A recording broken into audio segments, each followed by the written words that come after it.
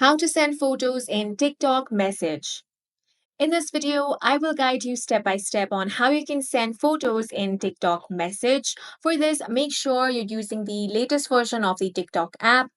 To update your application, you can head over to Play Store and then search for TikTok.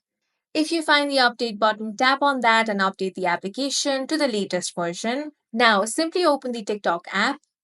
Make sure to sign into your account. Now, tap on Inbox. Tap on the username that you want to send a message. Now, you want to tap on this image icon at the bottom right corner. From here, tap on the Photos option and all the photos in your galleries will be shown. Simply go ahead and select whichever photo you want to send in your TikTok message. You can also select multiple photos in this way. Now tap on the Send option. Remember that to be able to send message in TikTok, you have to follow each other.